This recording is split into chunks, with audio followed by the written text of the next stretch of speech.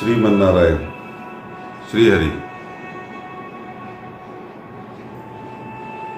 मंगलम भगवान विष्णु मंगलम गरुड़ध्वज मंगलम पुंडरीकाक्ष मंगलायतनो हरि।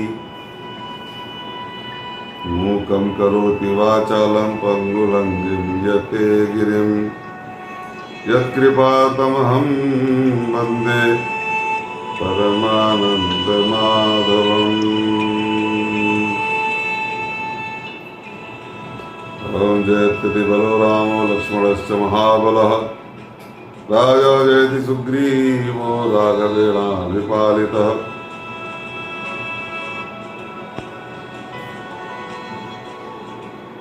हरि ओम।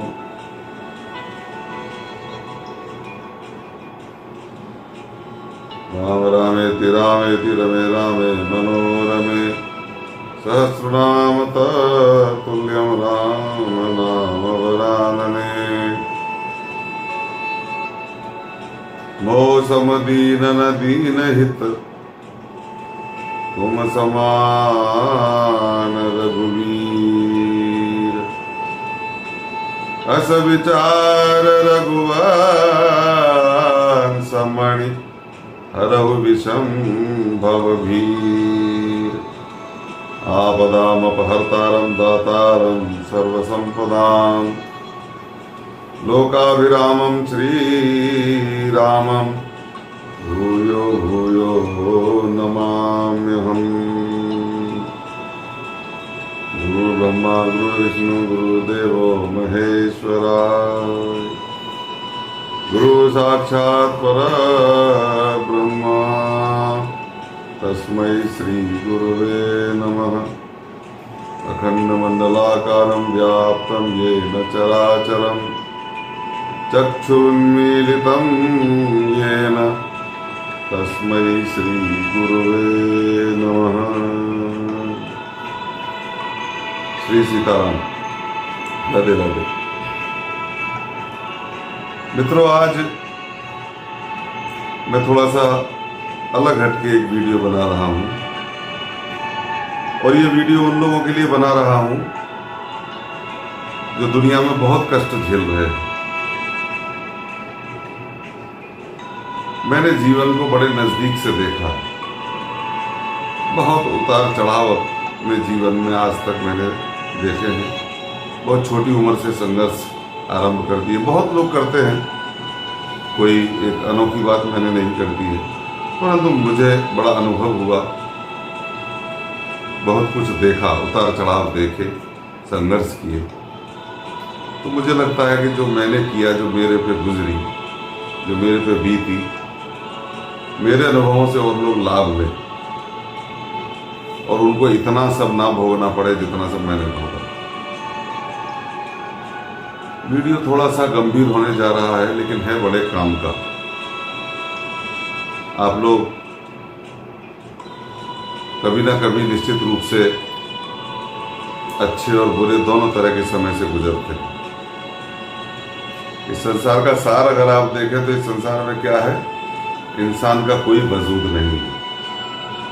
मैं इस निष्कर्ष पे पहुंचा कि इंसान अपने आप को कहे कुछ भी, लेकिन इंसान का वजूद कुछ नहीं। किसी शायर का एक शेर है, जिंदगी कब्जे में है ना मौत ही कब्जे में है, आदमी मजबूर है और किस कदर मजबूर है। कुछ भी इंसान के हाथ में नहीं। कल को क्या हो जाए, आज क्या हो रहा है, पहले हमारे साथ क्या हुआ था, कोई इसका हिसाब लगाने वाला माई का लाल आज तक पैदा नहीं हुआ। जब अपना दिमाग काम करना बंद कर देता है, इस संसार की सोच बंद हो जाती है, विज्ञान बंद हो जाती है, ज्ञान बंद हो जाता है, तब आध्यात्म शुरू होता है। इस लोक की बात और परलोक की बात, दो ही बातें हमारे जीवन में हैं। भगवान ने हमें जीवन दिया, हम जीने आए हैं। इसमें दो बात हैं। एक तो ये कि हम भोग भोग रहे हैं, एक ये कि हम कर्म कर रहे हैं। कई बार आप लोगों ने सुना होगा कि किसी के साथ कुछ अच्छा हो जाता है तो भाई बहुत अच्छा, इसने बड़ा परिश्रम किया था, बड़ी मेहनत की थी, और फलाने का धन्यवाद और ठिकाने का धन्यवाद, और इसने बहुत अच्छा किया, इसके माता बहुत अच्छी, इसके पिता बहुत अच्छे। और जब उसी के साथ बुरा हो जाता है तब भैया इसकी तो नियति में ही ऐसा लिखा था, इसके तो भाग्य में ही ऐसा लिखा था। ऐसा आप लोग सुनते आए होंगे। तब ये कोई नहीं कहता कि इसके कारण ऐसा हुआ, कि इसके कारण ऐसा हुआ। क्यों? जब किसी के कारण सुख हो सकता है तो दुख का भी तो कारण खोजिए ना। तो दुख का कारण आपको क्यों नहीं मिला? बात थोड़ी समझने की है। हम कुछ नहीं है जीवन में, समय बलवान है। समय जैसा होगा वैसा व्यक्ति का ताना बाना बन जाता है, और वैसा ही परिणाम व्यक्ति के सामने आने लगता है। समय अच्छा होगा तो इंसान को राजा बना देता है, और समय बुरा होगा तो इंसान को चोर बना देता है, जेल में भिजवा देता है, अपयश करा देता है, अपकीर्ति करा देता है। एक समय आता है जब इंसान को मालाएं पहनाई जाती हैं, उसके चरण पखारे जाते हैं, उसका इतना सम्मान होता है, उसके तिलक किए जाते हैं, आरतियां उतारी जाती हैं। और उसी इंसान का एक समय ये भी आता है कि उसकी सब निंदा करते हैं, चलते में लोग गालियां देते हैं, उसको रास्ता चलना दूभर हो जाता है। तो विचार करने की बात यह है कि ऐसा क्यों? इंसान तो वही है। आज मैं यहां आपको दो बात कहना चाहूंगा। एक बात तो यह कि हमें प्रारब्ध और कर्म दो चीजों को अच्छे से समझना होगा। हमारा जीवन दो चीजों से चल रहा है। एक तो प्रारब्ध। प्रारब्ध क्या है? पूर्व में किए गए कर्म, पूर्व जन्मों में किए गए कर्म, और उनके अनुसार जो परिणाम हमारा भगवान ने लिख दिया कि उस कर्म के अनुसार ये फल आपको मिलेगा पूर्व जन्मों का, वो इस योनि में हम भोगने आए हैं, भोग रहे हैं। उस पूर्व जन्म के संचित कर्म के परिणाम स्वरूप जो भोग रहे हैं उसका नाम है प्रारब्ध। और अभी हम जो कर्म कर रहे हैं उसका फल हमको आगे मिलेगा। लेकिन यहां एक मीमांसा की बात है कि कैसे जाने कि प्रारब्ध क्या है और कर्म क्या है। जो भगवान कहते हैं, जो भगवान चाहते हैं, वैसा ही होता है। आपने सुना होगा, शास्त्र कहते हैं, रामचरितमानस कहती है, भगवान जैसा चाहते हैं वैसा होता है। तो अभी मैं कल परसों एक वीडियो देख रहा था, किसी महापुरुष ने डाला था कि अगर भगवान की ही मर्जी से सब कुछ होता है तो क्या बलात्कार भी भगवान की मर्जी से होते हैं? मर्डर भी भगवान की मर्जी से होते हैं? जितने भी दुष्कृत्य हो रहे हैं फिर तो उनका भी कारण, उनका भी हेतु भगवान है। ऐसा कह सकते हैं आप? नहीं कह सकते। तो बात अभी स्पष्ट नहीं हुई, साफ नहीं हुई। बात साफ कब होगी? बात साफ जब होगी जब आप समय को जानिए, भगवान को जानिए, प्रारब्ध को जानिए और कर्म को जानिए। मैंने तो अपने जीवन में अब तक जितनी मेरी गति और मति है, जितनी मेरी बुद्धि है, यही जाना है और यही मैंने परिणाम निकाला। संतों की सेवा करके, गुरु जी की आशीर्वाद से, गुरु जी की कृपा से, स्वाध्याय से, शास्त्रों का अध्ययन करके, सुन के, कथा भागवत आदि सुन के, महापुरुषों के श्रीमुख से मेरी जो समझ में आया वो ये आया कि ये चार चीज हैं जो व्यक्ति को संचालित करती हैं: भगवान, उसका समय, उसका प्रारब्ध और उसके कर्म। अच्छा, भगवान समदर्शी हैं। भगवान अपनी तरफ से किसी के साथ कुछ नहीं करते। भगवान क्या करते हैं? जैसा जो जस करई सो तस फल चाखा। भगवान जो जैसा करता है उसको वैसा फल देते हैं। तो भगवान से डरने की आवश्यकता आपको नहीं है। डरने की आवश्यकता आपको अपने कर्म से है। भगवान तो समदर्शी हैं। आप भगवान का बिल्कुल नाम ना लीजिए, अच्छे कर्म कीजिए, भगवान आपको अच्छा परिणाम देंगे।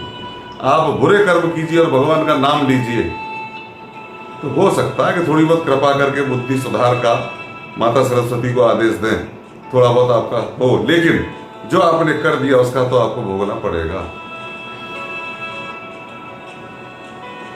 अच्छा, भगवान क्यों आवश्यक हैं? बिना भगवान के हमारा गुजारा क्यों नहीं? ईश्वर से जीव विनाशी चेतन अमल सहज सुख राशि। हम उसका अंश हैं, पहली बात। उससे अभिन्न है ही नहीं, हम उससे भिन्न हो भी नहीं सकते, कल्पना नहीं कर सकते। दूसरा, एक शेर किसी का बड़ा अच्छा मैंने कभी सुना था, काफी, जब मैं स्टूडेंट लाइफ में था, काफी समय पहले।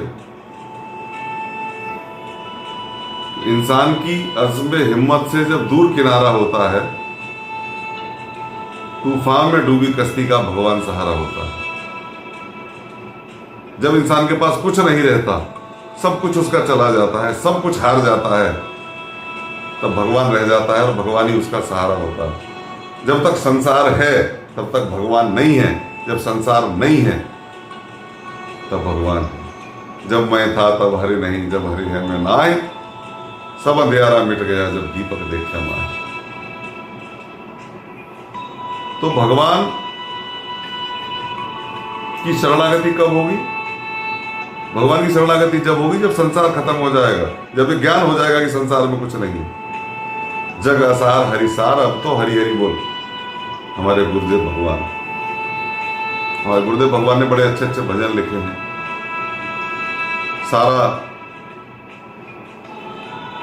वेदांत उन भजन में है, सारा ज्ञान, सारी रामचरितमानस, सारे संस्कार, सब कुछ हमारे गुरुदेव भगवान ने लिखा है। श्रीधाम वृंदावन में गुरुदेव भगवान का आश्रम है, भक्ति आश्रम। कभी आप लोगों को समय मिले तो अवश्य वहां जाइए, गुरु जी का साहित्य पढ़िए, गुरु जी से मिलिए, उनकी दिनचर्या देखिए, आपको बहुत अच्छा लगेगा, मन को बहुत शांति मिलेगी, आपका कल्याण होगा।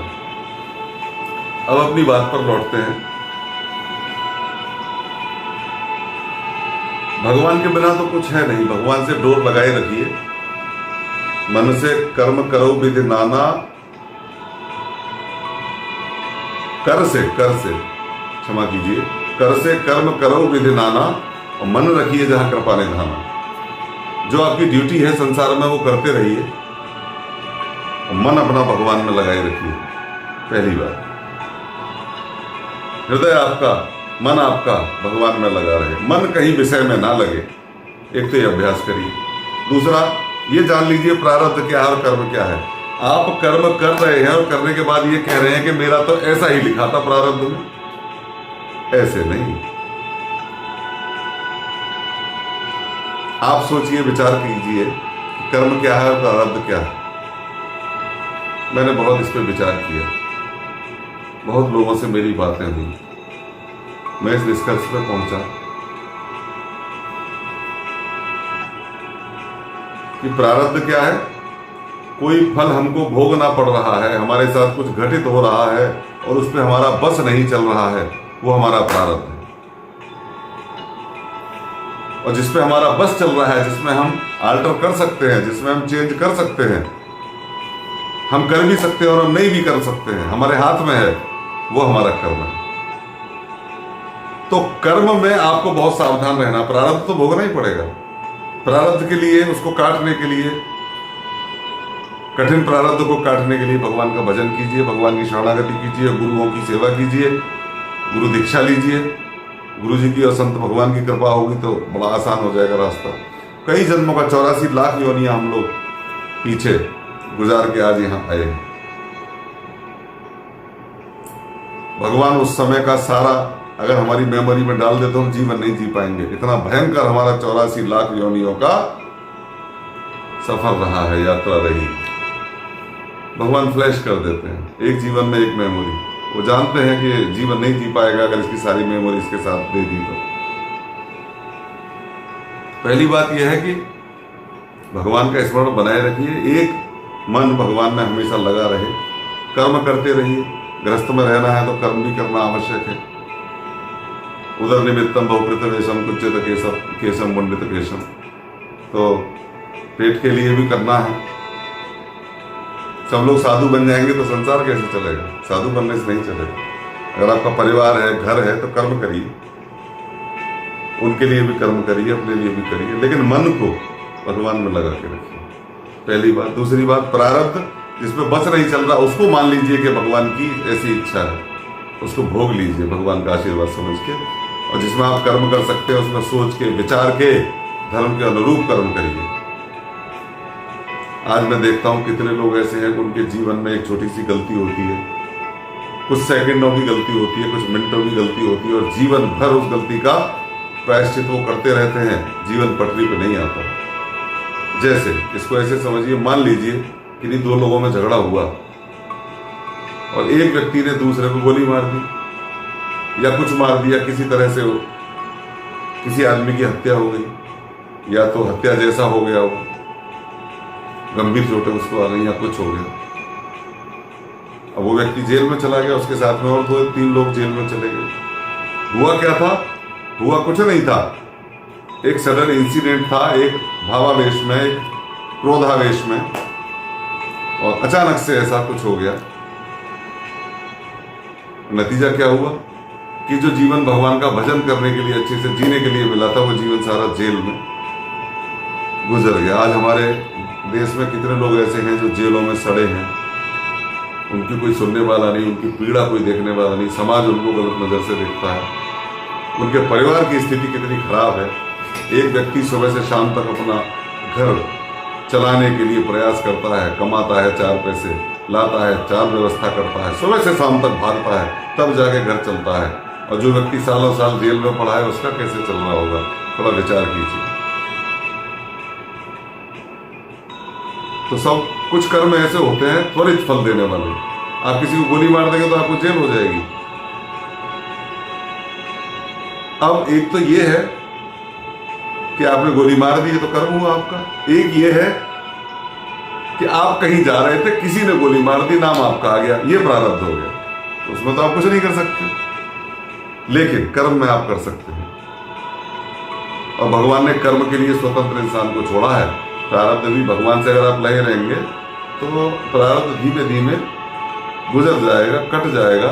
भगवान क्या करते हैं, प्रारब्ध को बदल तो नहीं सकते, जिसके नसीब में जो है वो भोगना तो उसको पड़ेगा, ये भगवान भी नहीं बदल सकते। लेकिन हाँ, भगवान एक काम कर देते हैं, क्या कि भगवान उस प्रारब्ध को रूप सूक्ष्म कर देते हैं, आसान कर देते हैं, जिससे उनके भक्त को उसको सहने में कठिनाई ना हो, आसानी से वो गुजर जाता है। भगवान शक्ति देते हैं और प्रारब्ध का रूप घटा देते हैं। मार्कंडेय भगवान की आपने कथा सुनी होगी। भगवान के 3 दिन आज तक पूरे नहीं हुए, मार्कंडेय जी आज भी हैं। कहाँ 3 दिन उनकी उम्र रह गई थी, वो सब कथा आपने सुनी होगी। तो भगवान है, ओमनी प्रेजेंट, ओमनी पोटेंट, ओमनीशेंट, सर्वज्ञ हैं, सर्वत्र हैं और सब कुछ जानने वाले हैं, सब कुछ सर्वशक्तिमान है, सारी शक्तियां उनके अंदर। अब मेरा ये सब कहने का मतलब क्या है? मेरा ये सब कहने का मतलब ये है कि अगर आप पे अच्छा समय आ रहा है तो आप अपने आप को श्रेय ना दें, ये ना कहने लगे मैंने ऐसा कर दिया, मैंने ऐसा कर दिया, मैं वो अहम नहीं आना चाहिए। आपने कुछ नहीं किया है यार, आप कुछ कर भी नहीं सकते। आपकी क्या औकात है, हमारी क्या औकात है हम कुछ कर लें? कुछ नहीं कर सकते। वो सब वो कराते हैं, बिना उनके कुछ नहीं होता, ये बात सच है। लेकिन कर्म और प्रारब्ध मैंने बता दिया। आप कहेंगे किसी ने किसी के साथ बलात्कार कर दिया, कहोगे अरे ये तो उनकी इच्छा थी। नहीं, बलात्कार के लिए ऐसा माहौल नहीं बनाना, आप ना करना चाहें और हो जाए, ऐसा तो नहीं होता ना। प्रारब्ध क्या है इसको समझिए आप। मैं बहुत सूक्ष्म बातें कर रहा हूं, बहुत आसान तरीके से।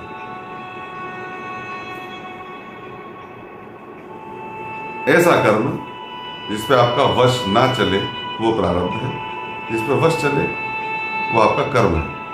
वो तो भोगना ही पड़ेगा। तो अपने कर्मों को अच्छे से रखिए, अपना जीवन स्वयं चुनिए, और जो पहले घटित हो चुका है उसको ठीक करने के लिए भगवान की शरण में रहिए, अपने इष्ट की शरण में रहिए। जिसको भी आप इष्ट मानते हैं, जिसको भी आप गुरु मानते हैं, जिस भी धर्म में आप हैं, इससे कोई फर्क नहीं पड़ता। गुरु सब धर्मों में है, भगवान सब धर्मों में है। उनके रूप अपने अपने सुविधा के अनुसार या अपनी अपनी बुद्धि की क्षमता के अनुसार लोगों ने अलग से मान लिए हैं, जिसको जिसमें विश्वास हो गया। बाकी वो ईश्वर है एक, सब उसी का विस्तार है। ये जरा सी बात है, समझ में आ जाए तो कल्याण है, और ना समझ में आए तो जीवन में कष्ट और रोने के अलावा कुछ नहीं है। तो आशा करता हूँ आज से आप भगवान पे विश्वास रखेंगे, अपने इष्ट पे विश्वास रखेंगे, अपने कर्मों को, अगर आपके कर्म सुधर गए, मन की तरंगे मार ले बस हो गया भजन, आदत बुरी सुधार ले बस हो गया भजन। और भजन क्या है?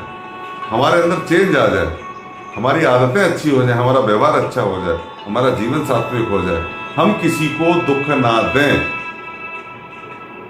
सबसे बड़ा धर्म है।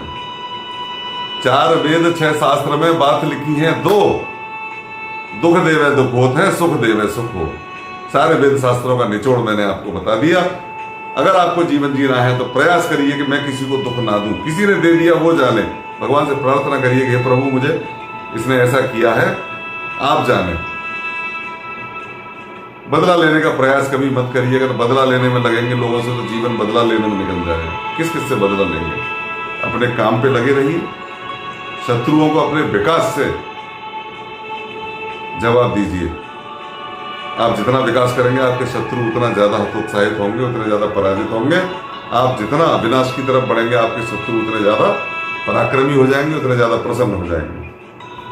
तो विकास करिए, अपने परिवार का विकास करिए, अपना विकास करिए, अच्छे काम करिए, बुरे कामों से बचिए, भगवान में आस्था रखिए। जो लोग बुरे समय से गुजर रहे हैं वो भी गुजर जाएगा, जो अच्छे समय से गुजर रहे हैं वो भी गुजर जाएगा। सुख के बाद दुख, दुख के बाद सुख आएगा। धैर्य बनाए रखिए। अच्छा समय आए तो मूंछों पे ताव मत दीजिए, और बुरा आए तो रो रो के मर मत जाइए। अच्छा भी नहीं रहता है, बुरा भी नहीं रहता है, जीवन ऐसे ही चलता है, ऐसे ही चलता रहता है। भगवान पे विश्वास रखिए, अपने मन में अपने सिद्धांतों को पक्का करके रखिए, आपका कल्याण होगा। श्रीमन नारायण।